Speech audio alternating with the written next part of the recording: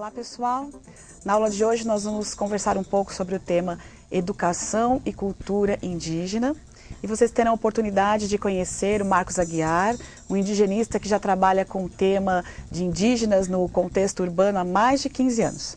Vamos aos objetivos da aula de hoje. Apresentar dados e conceitos, como também preconceitos e estereótipos relacionados à questão indígena no Brasil.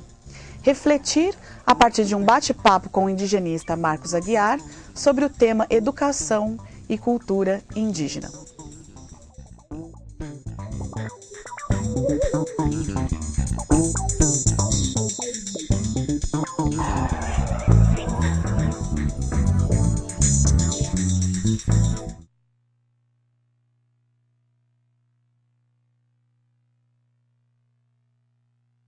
Quero começar já apresentando para vocês, que está aqui ao meu lado, o indigenista Marcos Aguiar.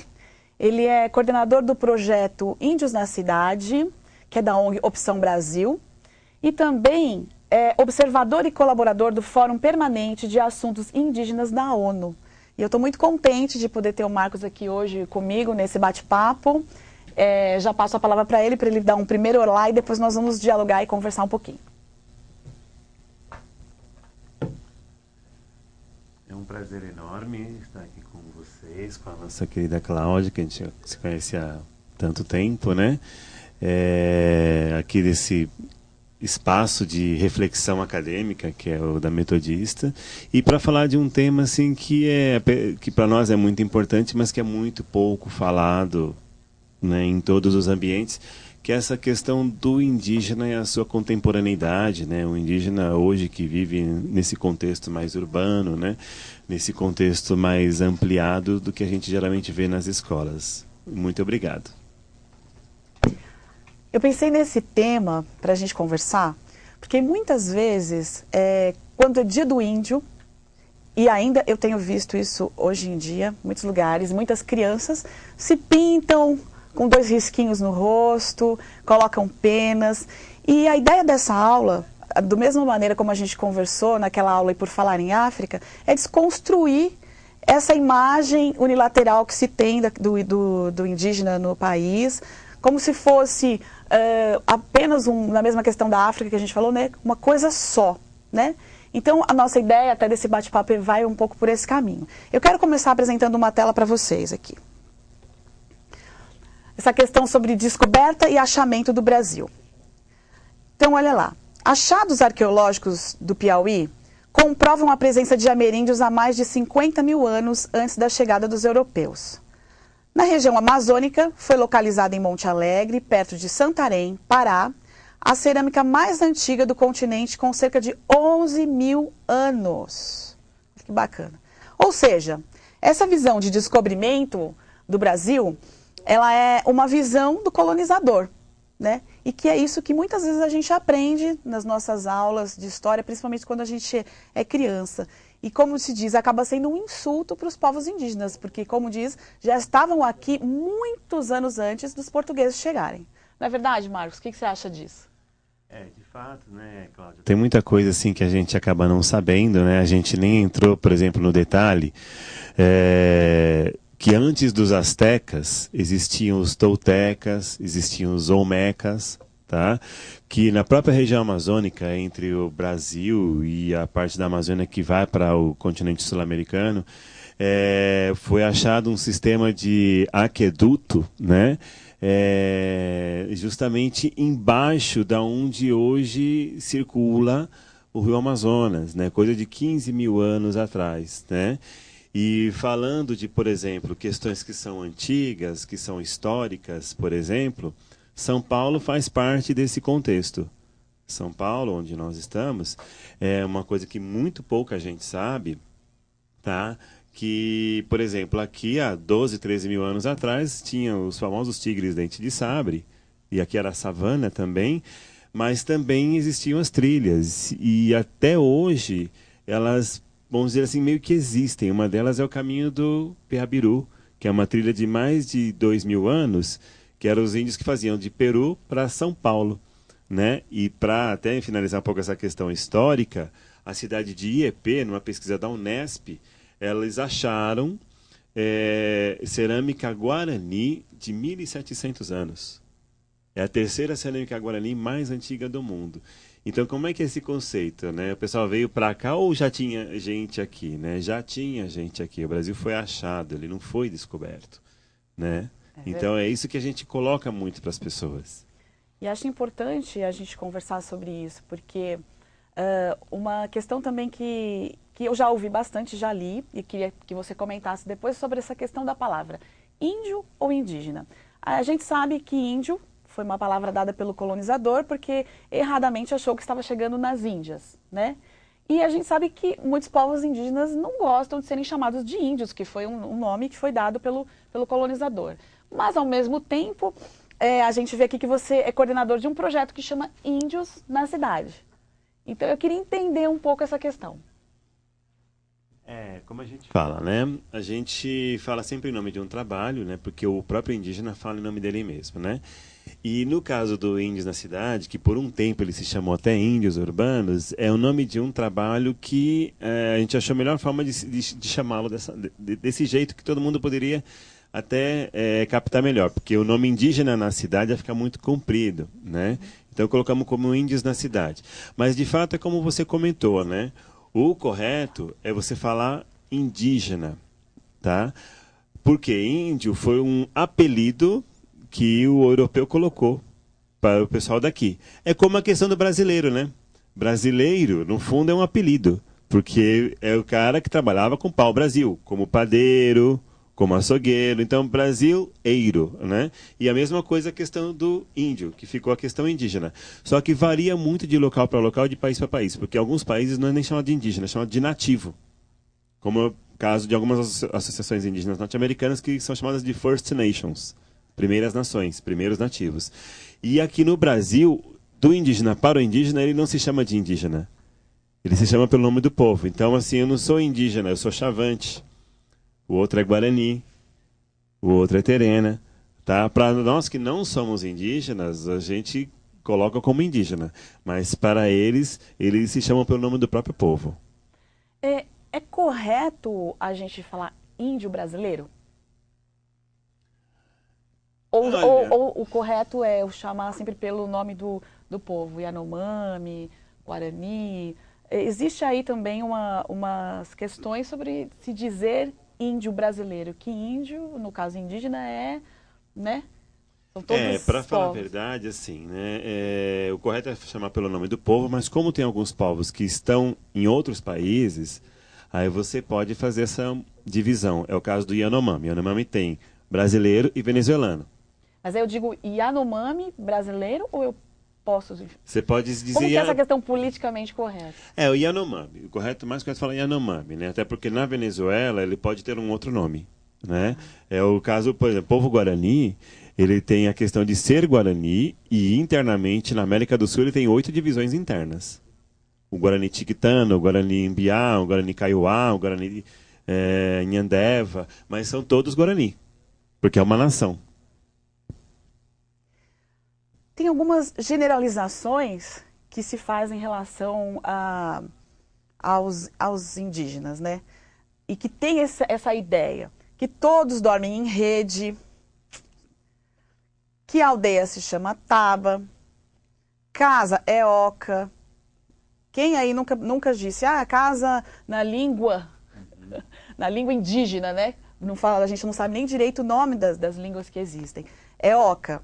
Criança é curumim, e que a gente tem essa ideia de que a língua indígena é tupi-guarani. A gente sabe que existem muitas línguas, né? Isso mesmo. Que adoram o sol e a lua. E alguns preconceitos também, né? Que os índios são selvagens, violentos, preguiçosos, isso eu já escutei várias vezes, comem gente, andam sem roupa, né? Marcos, eu queria que você comentasse um pouco sobre essa origem desses preconceitos e essa generalização que se tem em relação aos povos indígenas no Brasil. Para falar a verdade, isso é uma questão que veio com a Europa e a nossa escola perpetuou. A nossa educação perpetuou. dentro de uma linha que a gente chamaria de educação dominante. Tá? Então, assim, para que eu consiga trabalhar certas questões, eu generalizo tudo. Como foi o caso da famosa língua geral, que alguns conhecem hoje como Nhangatu, e que era, no fundo, o tupi antigo, tá? E que os bandeirantes também falavam o tupi antigo. Os bandeirantes não falavam português. Português era só ensinado em algumas escolas para algumas elites. E, de repente, num momento, lá que tem até nome de rua, de bairros, assim, né? Se eu não me engano, o nome dele é Mendiçá, né? Proibiu a língua geral, ou seja, proibiu a língua indígena no Brasil inteiro, tá? E que ele falou que era uma língua só, que era o tupi, mas não, eram mais de 600 línguas, tá? E aí ele proibindo, ele só liberou o português. Então tudo virou uma generalização. E aí já começa o erro por essa parte. Porque hoje no Brasil são falados, segundo o último censo do IBGE, entre línguas maiores e línguas menores, mais de 300 línguas indígenas. E elas são pertencentes a 8 troncos diferentes, pelo menos. Tá? Um deles é o tupi. Então, falar que o indígena fala tupi-guarani é um erro gravíssimo. Tá? É como se você falasse que o argentino fala português, lá em Buenos Aires. É um erro gravíssimo. Tá? Mas, o espanhol, o castelhano e o português não são línguas latinas? Sim. Mas português é português, espanhol é espanhol. Tá? Então, tem o tupi-guarani, tupi-tapirapé, tupi-kaiowá. Para se ter uma diferença, entender essa diferença entre o tupi e outro tronco, existe um tronco grande como o tupi, que é o G. Quem que está no tronco G? É o povo pataxó, é o povo chavante, é o povo funiô. Diferença entre línguas. Deus, na língua guarani, em Biá, é Nhanderu, que seria no tronco tupi. Pra funiô, que é do tronco G, que é a língua Iatê, é Ejedoalhá. Então você vê uma diferença grande só na linguagem, né? E dentro disso veio outras questões que se colocam. Todo índio tem taba, toda aldeia é taba, toda aldeia é oca. E aí até uma certa forma de desrespeito, porque alguns nomes que nós temos na nossa linguagem são de origem indígena. Um deles é o Carioca, que é a casa do homem, que é onde vivem os cariocas. Carioca. Carioca vem de Carioca, que é a casa do homem. Ou seja, se é a casa do homem, é uma casa que você tem que cuidar. Agora, fica uma reflexão. O Rio de Janeiro está sendo bem cuidado pelo homem? Né? Então, dentro disso vem outras vertentes também. Aí tudo se generaliza. Como o português enxergava o trabalho de uma forma diferente do indígena, então o que era diferente do português, para ele estava errado. Se o índio está deitado na rede, então ele é um preguiçoso.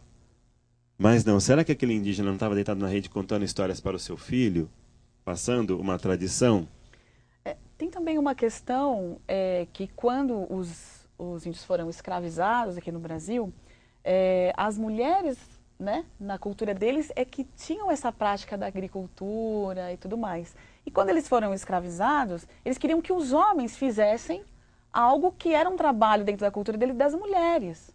E com isso começaram a chamar, né, os índios de preguiçosos. Tem uma história assim também, né? Para falar a verdade, assim, tem até duas questões muito interessantes que poucos sabem. Quando o pessoal veio para cá, o Brasil praticamente tinha vários povos indígenas, só que atuavam no trabalho de formas diferentes, principalmente de duas formas. Os povos que eram coletores e os povos que eram horticultores. Os povos que eram coletores, eles eram mais nômades, que eles colhiam, acabava, migrava. Colhia, acabava, migrava. Os que eram horticultores eram mais fixos. Aí tem um exemplo do Rio Grande do Sul, se eu não me engano, que é o povo caingangue. Entendeu? Que aí dentro disso ele fazia esse trabalho. Legal. Marcos, continuando aqui, eu quero fazer um resgate breve nessa tela que a gente vai ver sobre essa história. Em 1500, estima-se que havia cerca de 6 milhões de nativos, centenas de grupos étnicos com culturas e línguas diferentes. Em 1595, A escravização de indígenas foi proibida, mas mesmo assim continuou a catequização e o extermínio em massa. Em 1650, a população indígena já havia sido reduzida, isso aqui me choca, a população indígena já havia sido reduzida a 700 mil. Quer dizer, ao longo desses 500 anos, mais de mil, ao longo desses 500 anos, mais de 1.200 povos foram extintos. É muita coisa, né? Sim, bastante. Muita coisa. Extermínio total, né? Muita gente. Alguns cálculos chegam a 10 milhões de pessoas. Muita gente. E a gente fala muito da Segunda Guerra Mundial. Pois é, pois é. Quero mostrar também alguns dados do IBGE de 2010, que eu acho importante retomar isso por conta da gente ter dito, para a gente não generalizar, para não achar que todos falam a mesma língua, enfim. Hoje no Brasil, nós temos 896,9 mil indígenas, 305 etnias, 274 línguas diferentes. É isso mesmo, Marcos? Teve a segunda atualização agora que fala em 307. 307. E aqui, nos dados que eu peguei, eles ocupam 12,5% do território nacional. Como que está essa questão? É a questão que se fala das terras indígenas, né? Que da demarcação. Tem a demarcação, mas também tem o que a gente chama de ocupação tradicional e aquelas que estão em vias de regularização, né? Inclusive, uma coisa que é muito importante salientar, muita gente às vezes confunde demarcação de terra com algo feito de forma solta, né? Não existe isso. Uma demarcação de terra indígena tem toda uma análise histórica, antropológica, cultural, religiosa e jurídica. E outra, existe um investimento, né, no caso do Estado, porque ele considera que essas pessoas já estavam aqui antes, porque todas as aldeias que são demarcadas é porque foi comprovado que esse povo era de origem pré-colombiana, ou seja, antes de Colombo chegar, né? Então, o governo investe nisso e ele, ao mesmo tempo, quem está na área que não é indígena, o governo paga para a pessoa poder estar saindo, né? Então, existe todo um estudo muito aprofundado em cima disso. E que pode chegar a 12,5% e que é uma questão assim muito difícil, porque muita gente hoje, nessa questão do capitalismo, coloca assim, porque terras indígenas vão entrar num contexto que vai abalar a produção, né, brasileira e por aí vai, que a gente ouve esses debates por aí. Só que até que ponto nós somos número? Porque o indígena também é um produtor. Para ele, para a família dele, aquela agricultura familiar. Ele pode ser um produtor para o mercado externo. Mas para cá, que é o principal, que a gente às vezes esquece, que é o nosso lado, ele é um grande produtor. Então isso entra nesse debate também. Uma pequena curiosidade histórica dessa questão aí até da abolição da escravatura indígena foi no dia 1º de abril. O dia da mentira. Que depois virou o dia da mentira. Né? Então, assim, tem essas questões todas.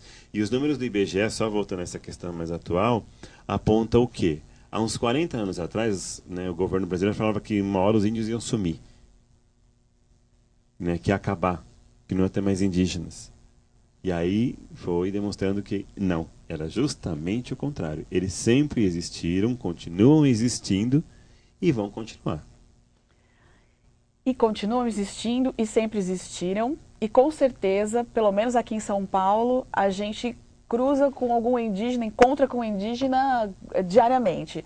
No trem, na cidade. E é esse bem a questão do seu projeto do trabalho, né, Marcos? Desses indígenas que estão dentro desse contexto urbano, que a gente sabe que são muitos, né? Eu quero, antes de você comentar um pouco do teu trabalho, falar mesmo dos Pancararu, e eu sei que você está há muito tempo nisso, mostrar mais uma tela aqui para o pessoal. Olha, existe um imaginário de população indígena é aquela que vive em aldeias na floresta e que índio de verdade não vive em cidade. O Marcos vai falar sobre isso depois, se realmente vive em cidade ou não. A cidade de São Paulo, ela é habitada por indígenas de diferentes etnias, como Aranã, Aticum, Guarani, Kaiowá. Guarani, como é que eu digo esse? Mbiá. Mbiá, Guarani-Nhandeva, Caigangue, Pancararu. Pancararu é a etnia mais numerosa que vive em São Paulo, há 38 etnias diferentes.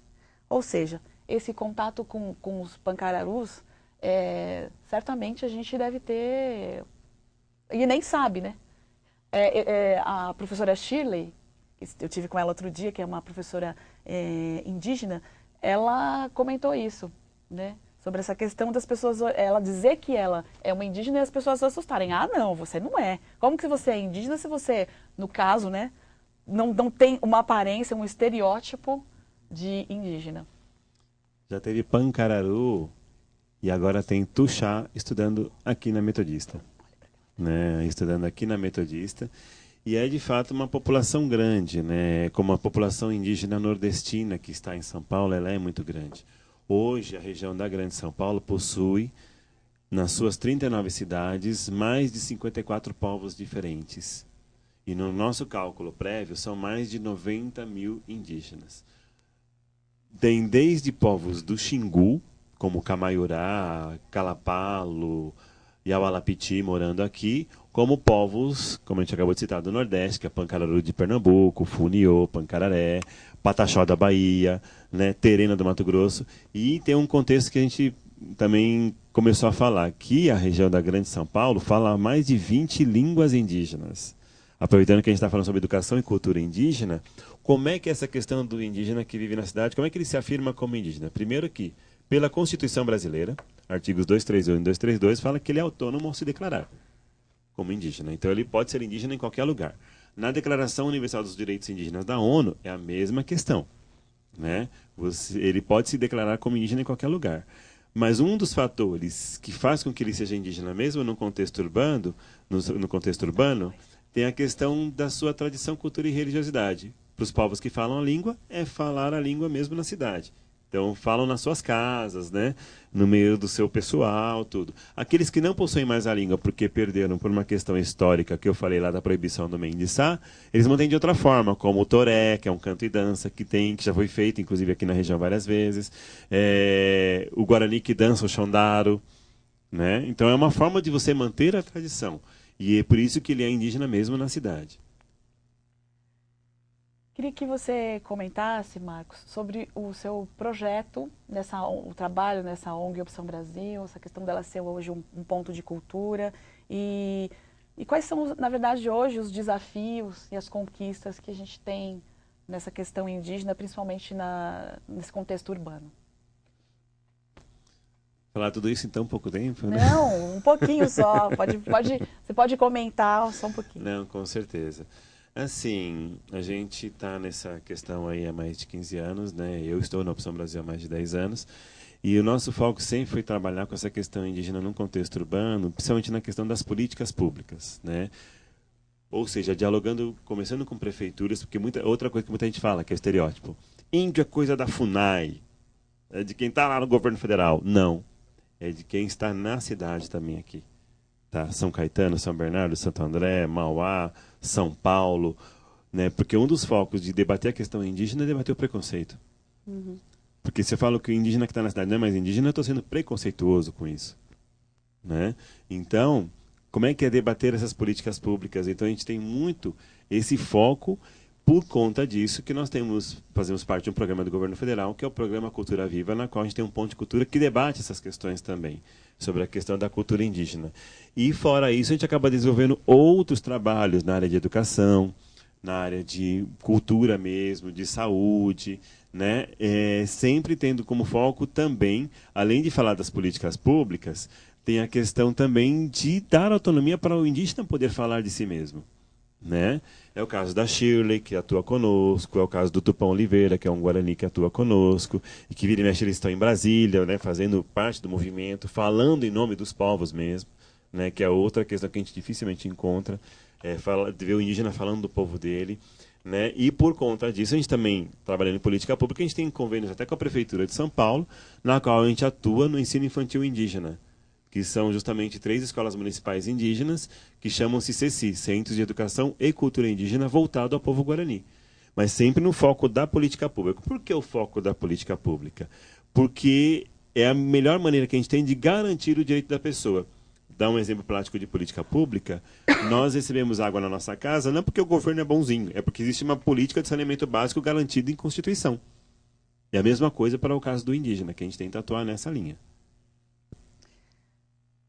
Marcos, e essa lei, a 11.645, que fala sobre a inserção, né, que aborda a inserção da cultura e da história indígena na educação?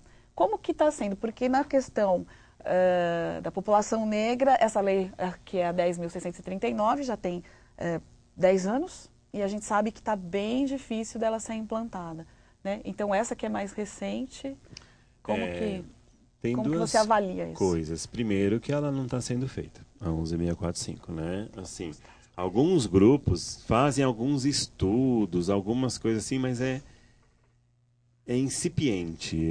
Assim, podemos dizer que é praticamente zero, tá?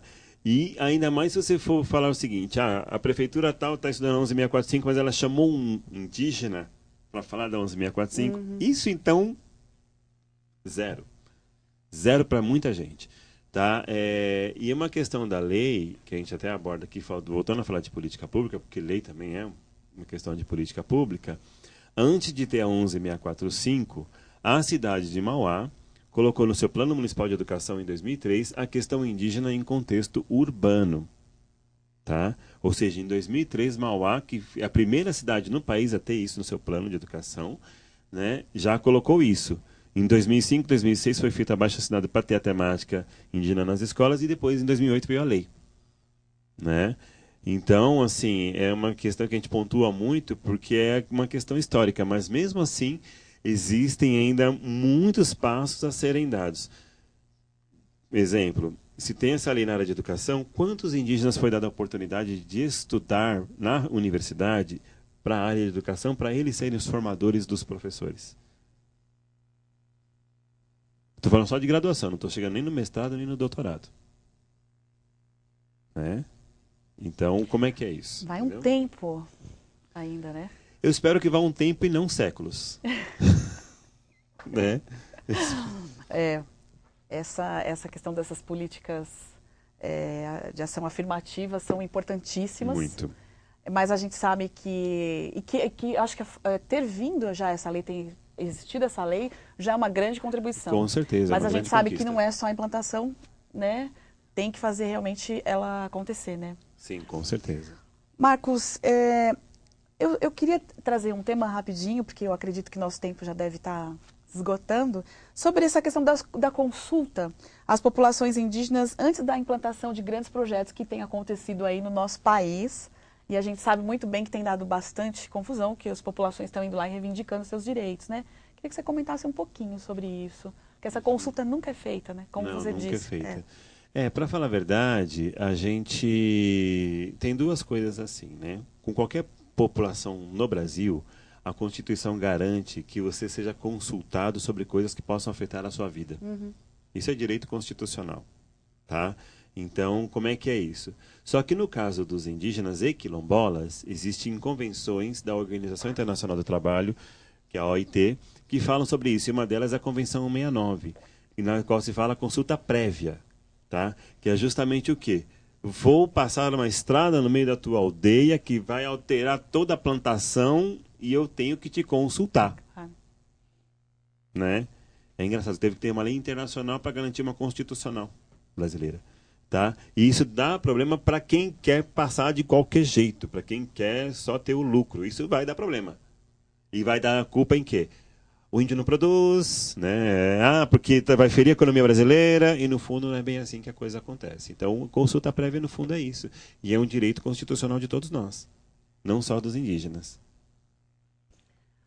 Pessoal, eu espero que vocês tenham gostado desse bate-papo, que vocês possam ter aprendido um pouquinho nessa troca de conhecimento aqui com o Marcos.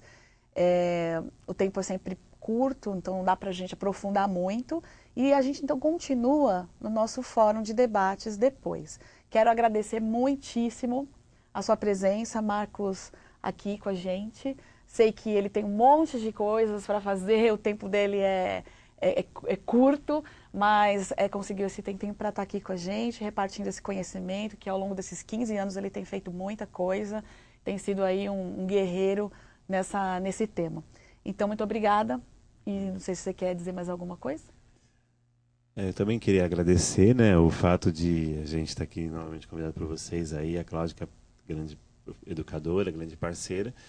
Convido vocês a conhecer a página da Opção Brasil, que é www.opicalbrasil.org, e também no Facebook, né? Só buscar lá a Opção Brasil, Projeto Índio na Cidade, tem lá os nossos eventos, nossos debates, né? E a gente está aí, de repente, se alguém tiver alguma dúvida, alguma coisa, é só nos procurar aí nos meios eletrônicos. Isso aí. Então, até a próxima aula. A gente se encontra novamente.